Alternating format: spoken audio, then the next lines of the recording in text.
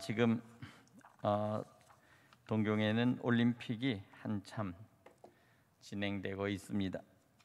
이 무더운 여름에 선수들이 떼학볕에서 지금 시합을 하고 있는데, 어쩌면 우리 여기 이 대한민국보다 일본이 더 더울지도 모르겠습니다. 그렇지만 아마 많은 선수들이 지금 운동 시합을 하면서 메달을 향해서 그들이 경주할 텐데, 거기는 많은 크리스찬 우리 선수들도 같이 끼어 있어서 지금 시합에 임하고 있습니다. 아무쪼록 저들이 이 올림픽 기간에 지치지 않고 국위선양을 할 수 있는 좋은 성적을 내기를 간절히 소원합니다.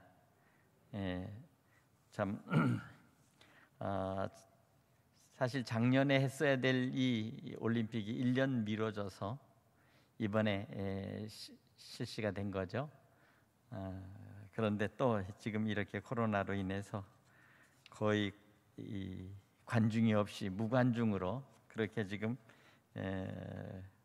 올림픽이 치러지고 있습니다. 그만큼 지금 세계는 심각하다는 것을 우리에게 보여주고 있습니다. 심각한 상황이다.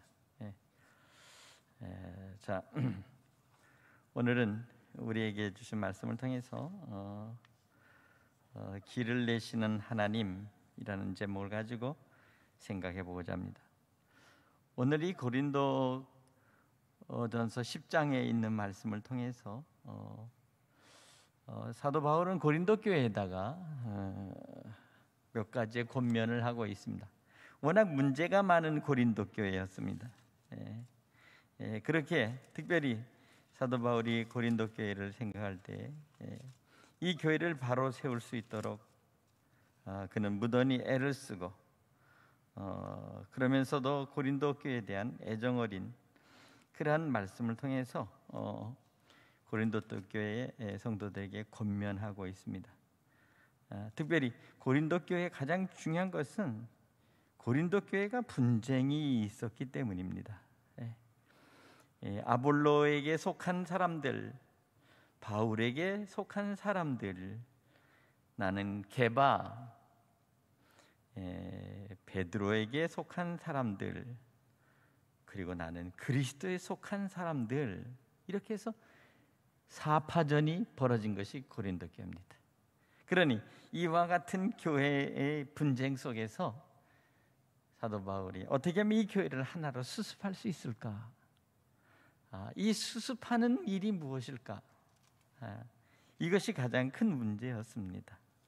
그렇기 때문에 더욱 그리스도의 복음으로 돌아가야 되겠고, 그리스도의 복음으로 돌아가야 되겠다. 복음 안에서 우리는 하나가 돼야 되겠다, 이 말씀을 하고 있습니다. 뿐만 아니라 하나가 되기 위해서는 성령으로만이 하나가 된다는 것입니다. 사람의 마음, 각자의 의견, 각자가 가지고 있는 여러 가지의 어떤 주장들은 서로가 하나가 될 수가 없습니다. 우연히 TV를 보니까 다음 대통령이 될 대선 주자들이 여당은 여당대로, 야당은 야당대로 나와서 각각 자기들의 얘기를 하면서 서로 얘기를 하는데, 상대방의 별의별 얘기들을 다 끄집어내고 가정사, 부인 할 것 없이 다 온갖 것들을 다 드러내면서 서로가 주장을 펼치는 것을 보면서 이런 생각을 해봅니다. 참 저렇게 권력이 무엇이기에, 그 권력을 차지하기 위해서 저렇게 사람들은 상대방을 저렇게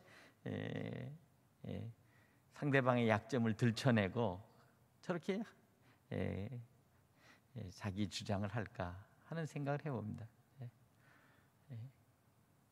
물론 사람들은 완전한 사람이 없습니다.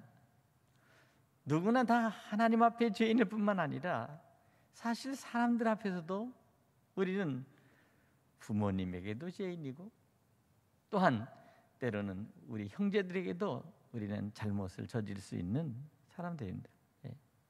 잘못을 저질 뿐만 아니라 죄의 형태와 죄의 모습도 가장 각양각색으로 나타나고, 그런 것들을 약점으로 들춰내면서 상대방을 정말 궁지에 몰아넣는 것이죠. 과연 그렇게까지 해서 권력을 잡으면 무엇이 좋을까? 그런 생각을 해봅니다. 저렇게까지 해서 권력을 잡으려고 이전투구 그렇게 서로가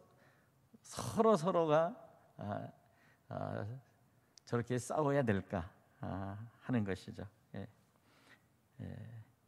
때로는 사실만 들춰내면 상관없겠는데, 상대방에 대한 음해성, 아니면 때로는 상대방에게 대한 모략, 여러 가지 것들을 퍼뜨려서 결국 상대방을 쓰러뜨리려고 하는 이와 같은 인간의 이기심, 인간에 가지고 있는 그런 경쟁심, 아니면 인간이 가지고 있는 가장 큰 그런 어떤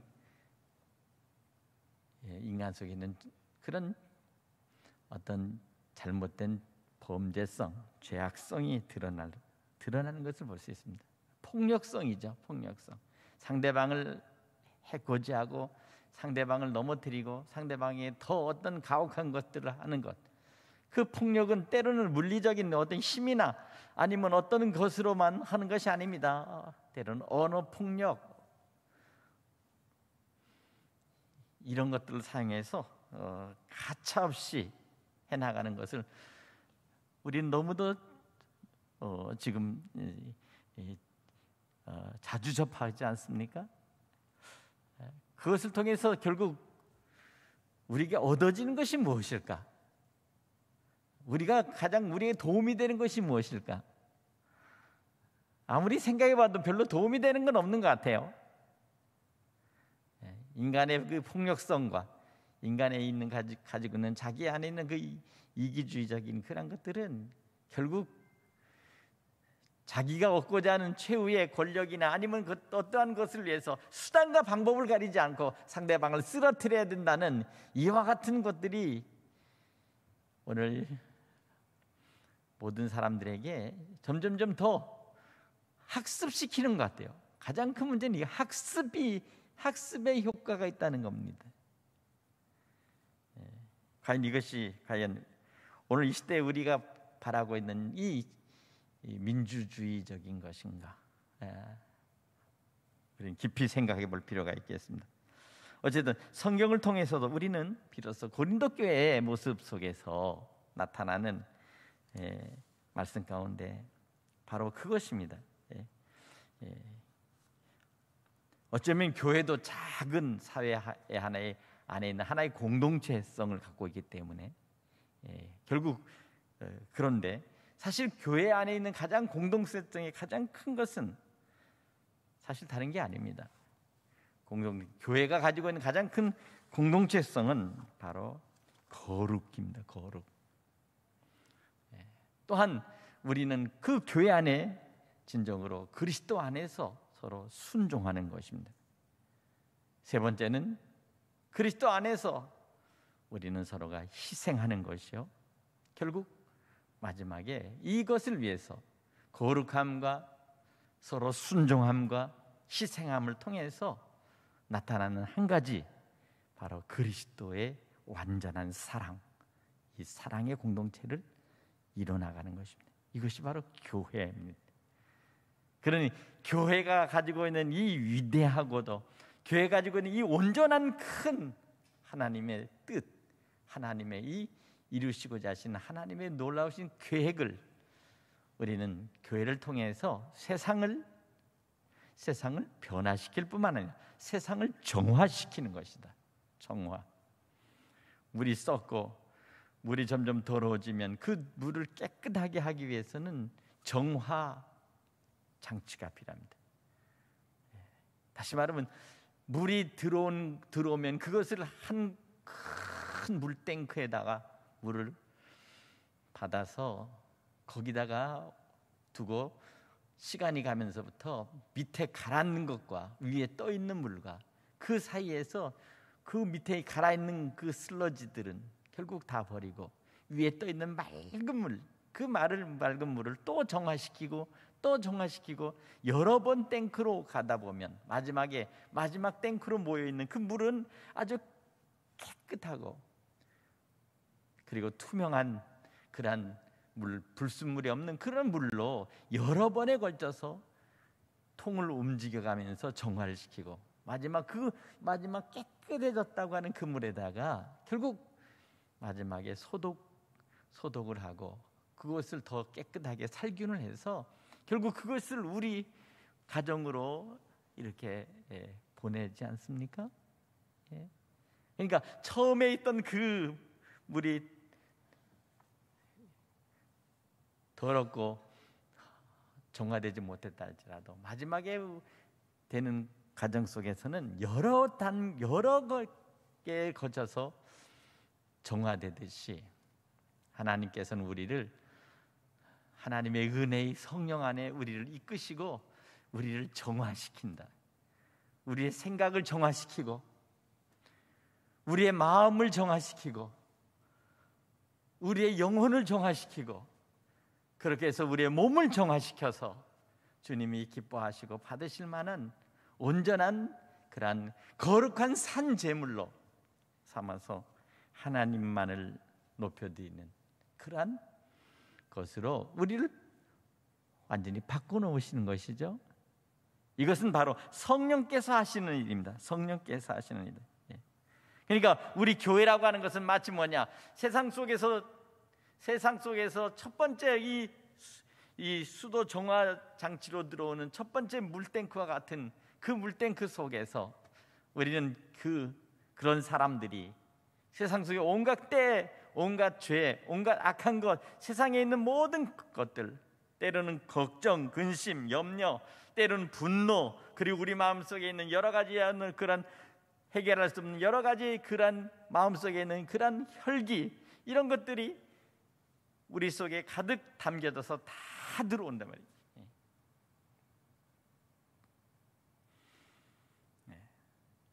그런 것들이 어떻게 하면 투명하고 맑고 깨끗하게 그것을 변화시킬 수 있을까? 그래서 마지막에 그 정화된 마지막 것이 정말 주님께서 원하시고 바라시는 것처럼 그 참된 그리스도 안에서의 순결함으로 나타날 때까지 주님께서 우리를 바꿔가신다는 사실을 믿으시기 바랍니다. 이 과정 속에서 하나님이 개입하시며 그리스도의 피가 뿌려지며 하나님의 말씀이 소금처럼 그곳에 비춰지고 그리고 아직 정화되지 못한 것들이 주님의 말씀의 빛이 그 속으로 들어가서 모든 불순물들 그리고 더러운 것들을 다 깨끗하게 정화되는 과정을 통해서 비로소 마지막에는 하나님께서 우리 마음과 심령 속에 영혼 속에 정말 하나님의 자녀로서의 성화된 삶과 성화된 인격과 성화된 성품과 그리고 성화된 그런 모습으로 그래서 그것이 비로소 하나님께서 원하시는 거룩함이라고 하는 마지막의 모습으로 변화될 때까지 성령께서 계속 개입하신다. 그 속에서 우리가 할 수 있는 것이 뭡니까? 철저하게 단계마다 하나님 앞에 나가서 회개하고 하나님 앞에 나가서 또 회개하고 하나님 앞에 나가서 또 하나님 앞에서 우리가 회개하며 우리가 자백하고 하나님 앞에 고백하고 그러면서 점점점 더럽고 혼탁했던 것들이 맑고 깨끗해지고 투명하게 그렇게 영혼들이 변화되는 것이죠. 이 과정이 바로 성령의 개입하심과 성령의 역사하심인 줄 믿습니다. 자, 이 과정을 그럼 이스라엘 백성들은 애굽에서부터 나와서 어떻게 그러면 가나안 땅에 들어갈 때까지 그 과정을 거쳤겠어요? 바로 그 과정이 오늘 우리에게 주신 이 말씀 속에서 나타난 것입니다. 애굽에 있을 때는 완전히 저들은 썩어 문드러진 종의 모습이요, 시궁창 같은 그 우상단지 속에서 살았고, 그리고 그들은 철저하게 세상 속에서 고통하며 타락하고 살았죠.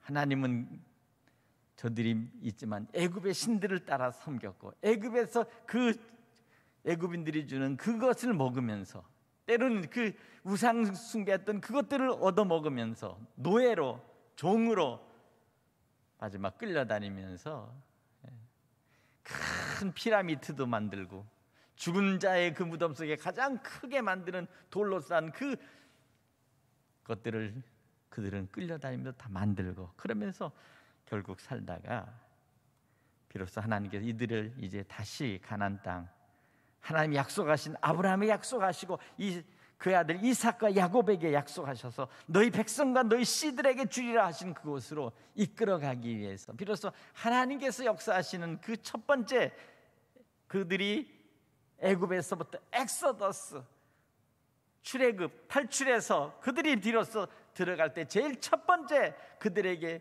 필요했던 것이 무엇이었을까?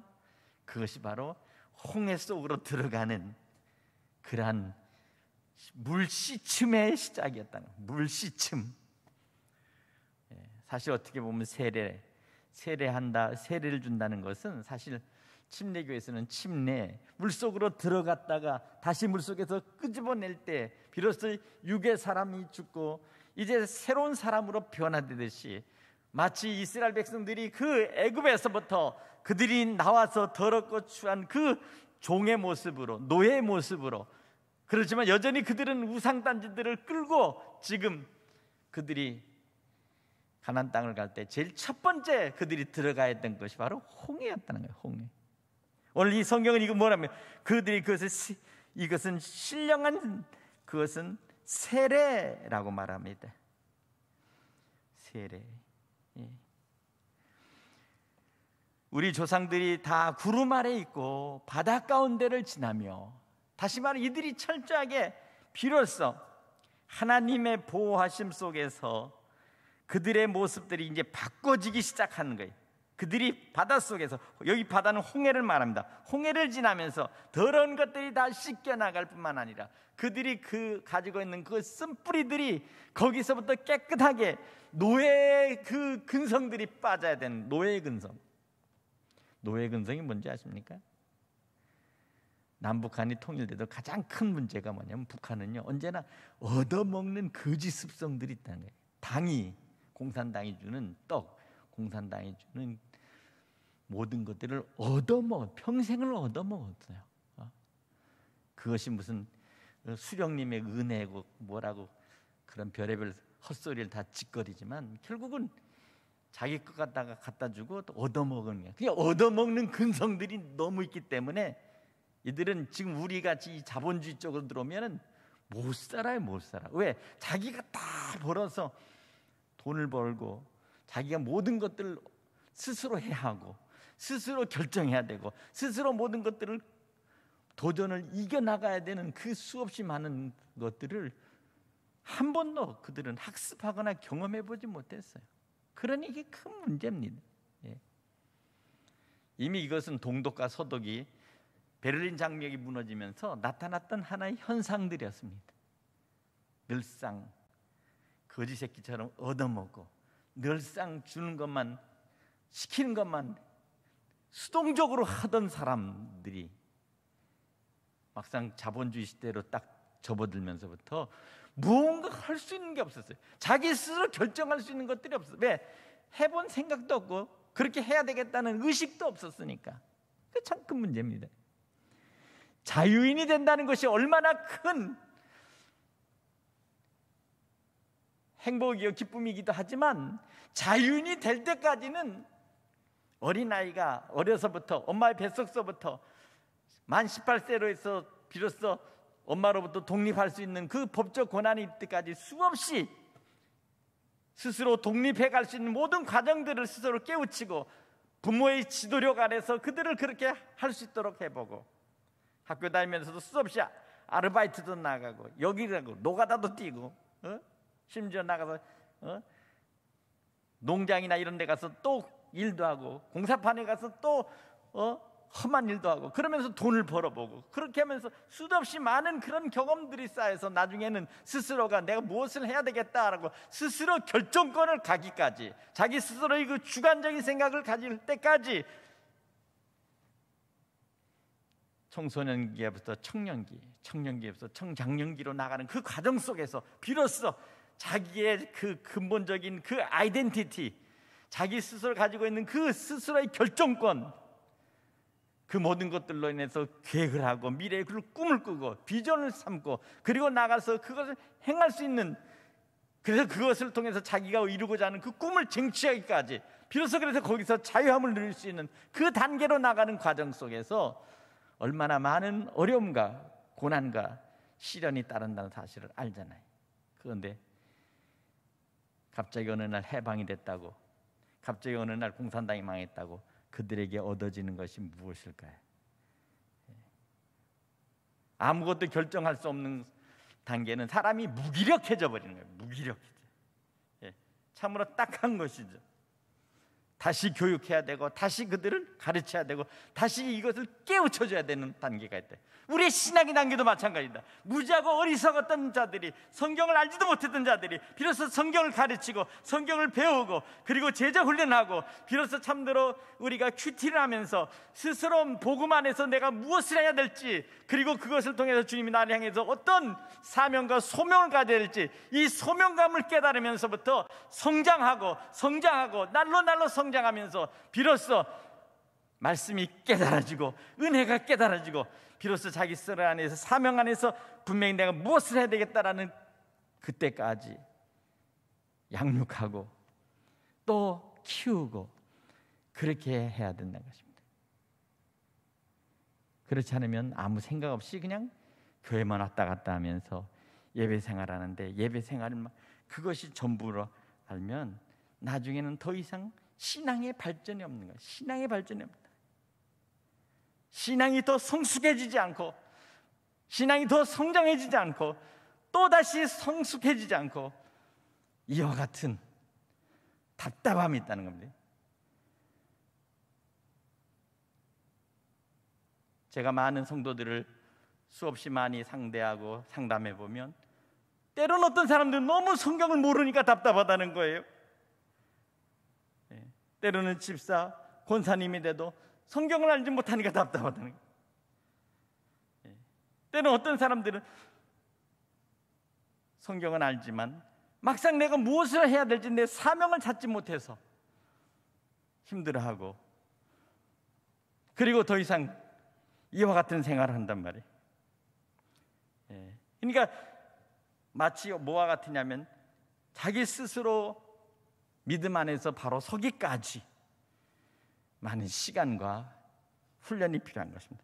이스라엘 백성들이 광야에서 나왔을 때, 비로소 그들은 애굽에서부터 나왔을 때, 그들은 제일 첫 번째 문제가 바로 홍해를 지나면서 그들이 다시 씻김을 받고 더러운 것들이 물속에서부터 다시 깨끗하게 되어지는 첫 번째 단계는 있었지만, 그러나 그들이 가자마자 첫 번째 것이 무엇입니까? 배고파, 먹을 것이 없어, 도대체 먹은 거 어디서 나오는 거야? 이 백성, 200만 명도 넘는 이 백성들이 지금 광야, 이 모래사막과 간주한 땅으로 나왔는데, 그럼 누가 우리를 먹여주지?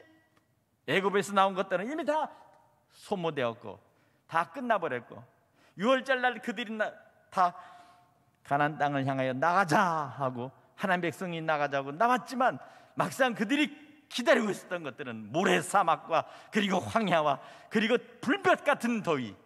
요새 이 뜨거움은 바로 이스라엘 백성들이 광야에서, 그 사막에서, 간조한 땅에서, 물 없는 땅에서 만났던 그와 같은 현상들이었다는 거예요. 그러니까 하나님께서는 저들을 구름으로 가려서, 구름 기둥으로 하늘을 가려서 그늘을 만들어 그들을 서늘하게 하시며, 못 견디고 견디면 소나기가 쏟아지고, 그래서 그들이 그러나 첫 번째 갔을 때 그들의 만났던 것은 샘이었. 그 마라에 갔을 때는 그 샘인데 이 샘이 쓰고 먹을 수 없는 샘이 도착했어요. 그들은 기절하고 말았습니다. 앞으로 계속 땅을 파서 만일 우리가 물어온다면 이 물이 쓴데 이 쓴 물 마라 쓰다. 그들 앞에 가지고 있는 것은 뭔가 쓴 고통이 기다리고 있었다는 거죠.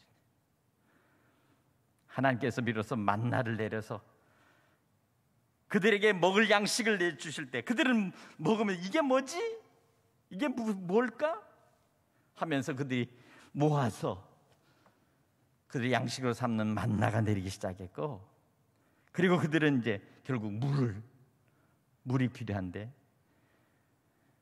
하늘에서는 비가 안 내리고 물이 하니까 우리가 목말라 죽는데 매장지가 없어서 이 광야에 끌어다가 우리를 죽이려고 하는가 하고 원망과 불평을 하면서 차라리 광야로 돌아가자. 군대 장관을 다시 찾아서 모세를 배격하고 새로운 지도자를 뽑아서 다시 애굽으로 돌아가자. 다시 노예 생활을 시작하자. 자기 스스로의 주권과 자기 스스로가 결정할 어떤 권리가 없으면 사람은요 다시 예전으로 돌아가고 싶은, 노예적인 생활로 돌아가고 싶은, 다시 우리로 말하면 다시 세상적으로 돌아가고 싶은, 믿음을 버리고 신앙을 버리고 주님 없이 그저 내 자신이 그저 세상 속에서 살던 그대로 다시 세상으로 돌아가고 싶은 모습으로 돌아가고 싶은 그들의 욕구가 있었다는 거예요. 그러니 이와 같은 현상 속에서 이제는 돌아갈 수 없다. 왜? 이미 홍해는 막혀 있고 건너오자마자 하나님께서 홍해를 다시 원래대로 막아서 다시 그들은 돌아가고 싶어도 돌아갈 수 없어요. 애굽으로. 문제는 무엇입니까? 여기서 살아야 되는데 먹을 것, 입을 것, 그리고 그들이 마셔야 될 모든 것들이 이제는 내 뜻대로 할 수 없다. 그럼 내 뜻대로 할 수 없으면 뭐냐? 답은 하나, 하나님이 내려주셔야 된다는 거예요. 먹을 것도 만나도 내려주시고 마셔야 될 물도 하나님 주셔야 되겠고, 그리고 우리가 살 때 정말 따뜻하게, 밤에는 그 추위 속에서 덜덜덜 떨을 때마다 하나님께서는 불기둥으로 그들을 따뜻하게 에어컨을 난방을 해주셔서 그들이 추위를 막아주시고, 위로는 구름으로 열기를 막아주셔서 그들이 살아갈 수 있도록 그렇게 환경을 만들어주신, 결국 하나님이 하셔야 돼요. 하나님이. 근데 문제는 무엇입니까? 여전히 애굽에서 가지고 왔던 그들의 우상 숭배도 그냥 끌어안고 지금 집에다가 놓고 있으면서 한편으로는 두렵고 떨 때마다 예전의 습관대로 애굽에서 했던 그대로 계속 애굽에서 했던 그 방식대로 우상을 섬기고, 모세가 말씀하는 것들을 통해서 또 그렇게 하지만 그 습관적인 것들이 버려지지 않다는 거예요. 이것이 바로 오늘 우리에게 주시는 말씀의 본질입니다. 광야교회가 뭐냐? 광야는 결국 그들이 그곳에서 결국엔 다 불순종하는 자들이 녹아버렸다는 거예요. 녹아버렸어요. 오늘 우리의 신앙도 만일 우리의 현실 속에서 우리가 그리스도를 바라보지 못하고 예수 그리스도의 복음이 아니면 우리 또한 그와 같이 녹아버린다. 믿음도 신앙도, 그리고 예전에 가지고 있던 우리의 종교적인 형태도 우리가 녹아버린다는 것입니다. 그러니 오늘 여기 우리에게 주신 말씀이 뭡니까? 다 같은 신령한 음료를 마셨으며 이는 그들이 따르는 신령한 반석으로부터 마셨음에 그 반석은 곧 그리스도시라.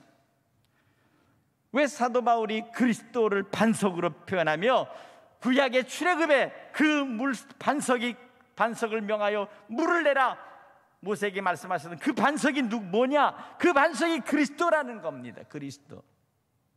왜 구약에 있어서 그 반석으로 왜 예수 그리스도를 그렇게 끌어들이셨을까요? 그것은 바로 성경에 있는 모든 구속사에서 창세기서부터 마지막 요한계시록까지 마지막 주님이 오시는 그날까지 우리의 모든 구원해 주는 바로 예수 그리스도라는 사실을 말씀하시기 위해서, 구약에 있는 사람들이 누구 때문에 구원받습니까? 바로 반석 대신 예수 그리스도 때문에 구원을 받습니다. 믿으십니까? 바로 그것입니다. 구약 때는 하나님이 저들을 구원해 주고 신약 백성들은 예수님 구원해 주고, 그거 아닙니다. 구약에 있어서 아담부터, 범죄한 아담부터 오늘 지금 이 시대까지 살아가는 모든 인생들과 모든 죄인들은 오직 예수 그리스도로만이 구원을 받는다는 사실을 여러분 믿으시기 바랍니다. 사도 바울은 고린도 교회에 이것을 말씀하고 있는 거예요. 애굽에 있어서 마치 나와서 그들이 애굽에서 나온 이스라엘 백성들이 그들이 살았던 그 혼란스러운 모습과 그 불신앙적인 신앙들이 고린도 교회의 모습 속에서 그대로 드러났을 때 그것을 어떻게 하면 이것을 하나님의 말씀을 통해서 이것을 저들을 변화시키고 바꿀 수가 있을까 하는 것이 바로 오늘 본문이 하는 말씀인데, 애굽에서 나타났던 모든 행태의 모습들이 그대로 고린도 교회에 나타났기 때문에 여기 5가지를 지적하고 있어요. 첫째는 뭐냐?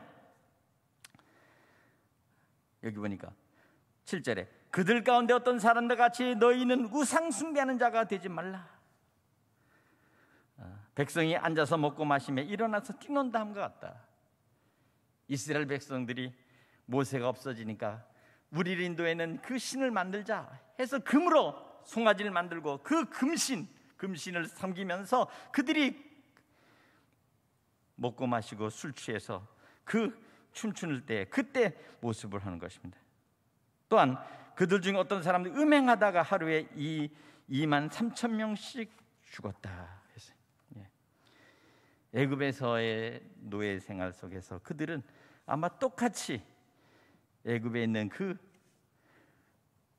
사람들, 그리고 애굽에 있는 그 속에서 그들은 똑같이 돈을 주고 성을 사고 돈을 가지고 그렇게 했던 것처럼 이 사람들이 애굽에 나왔을 때 비로소 이방 민족들이 자기들에게 다가와서 있었으니까 애굽에 있던 물건들을 주고서 그리고 나서는 그들이 그들과 같이 음행을 했었다는 사실입니다.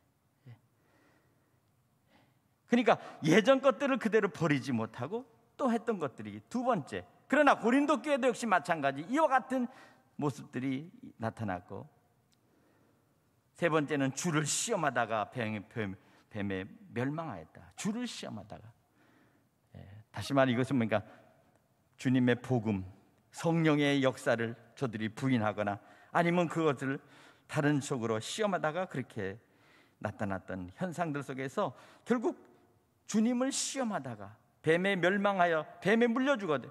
광야에서 불뱀에 물려서 죽는 것처럼 너희도 주님을 시험하려고 그와 같이 하느냐 하는 것이고, 네 번째는 그들 가운데 어떤 사람이 원망하다가 멸망한 자에 멸망하였나니 너희도 그들같이 원망하지 마라. 고린도 교회에서 네 파로 나눠졌다 그랬죠. 아볼로파, 바울파, 게바파, 아니야 우리는 예수파. 서로 원망한다는 거예요. 원망한다.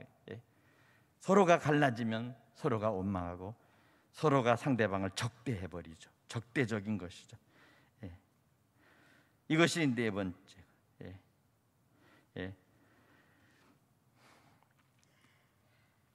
그러니까 원망하지 마라. 이렇게 말씀하면서 비로소 여기 뭐라고 합니까? 그들에게 일어난 일은 본보기가 되고 또한 말세를 만난 우리를 깨우치기 위해 기록되었느니라.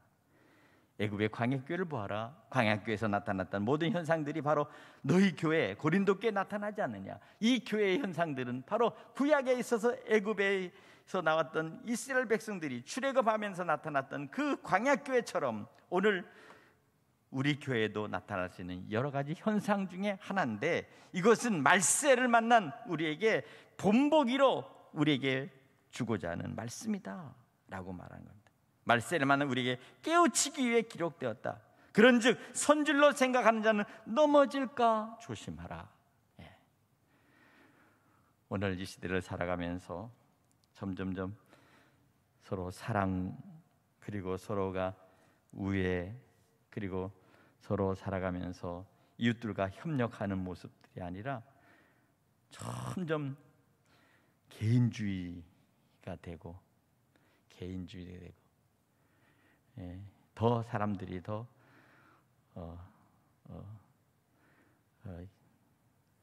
혼자서 살아가는 데 익숙해지는 이와 같은 속에서 자기가 좋아하는 것만 따라가려는 이와 같은 인기 영합적인 포퓰리즘이 오늘 우스갯소리로 하도 사람들이 개를 키우면서 내 새끼 하고 입을 쪽쪽 빠니까 어떻게 저것이 개를 낳는지 모르겠다, 그런 얘기를 해서 웃었습니다. 개를 새끼라고 할 정도로 자꾸 하니까 사람이 개를 임신해서 낳은 건가, 이와 같이 빗댄 얘기들을 하면서 제가 웃었습니다만은 참 그렇습니다. 그게 왜 그럴까? 그만큼 사람들은 지금 고독하고 외롭다는 거예요. 외로움의 표시고.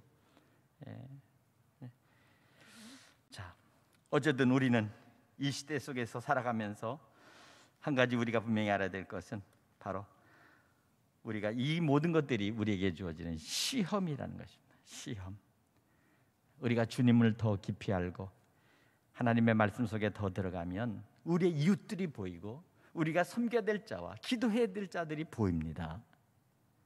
사랑해야 될 자를 찾아가서 권면하고 사랑하고 복음을 증거할 자들이 있어지는데, 점점 그것으로부터 멀어지니까 생각할 자도 생각 안 나고 전도할 자도 생각이 안 나고 그리고 권면할 자도 생각 안 나고 오직 자기 자신만 사랑하고 오직 자기 자신을 위해서 애를 쓰고 오직 자기 자신 사랑하려 발버둥 치는 이와 같은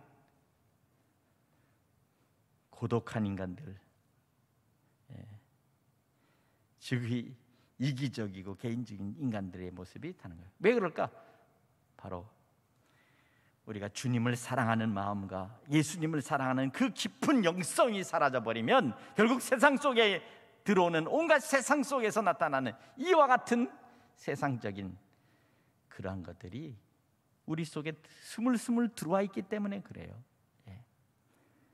예수님을 더 깊이 알고 주님의 말씀을 더 깊이 알고 그 말씀 속에서 은혜를 사모하면 반드시 우리가 마땅히 사랑해야 될 자와 우리가 마땅히 기도해 줘야 될 자와 우리가 마땅히 저들을 이끌어 영혼 구원해야 될 자들이 분명히 우리에게 다시 우리 속에 보이기 시작한다는 것입니다. 할렐루야. 이것이 바로 복음의 능력이요 하나님의 은혜의 빛이다. 할렐루야. 그것입니다. 사람이 안 보이고 짐승이 보이지 않도록 우리가 힘써야 되겠어요. 정말 우리는 한 영혼, 한 사람 생명을 걸고 저들을 구원해야 될 그런 주님의 구원을 받은 구원자로서 우리가 다시 영혼을 사랑하는 눈으로 다시 우리의 관심과 우리의 바라봐야 될 그 눈을 우리가 새롭게 눈 떠야 되겠습니다. 그렇게 되기를 간절히 축원합니다.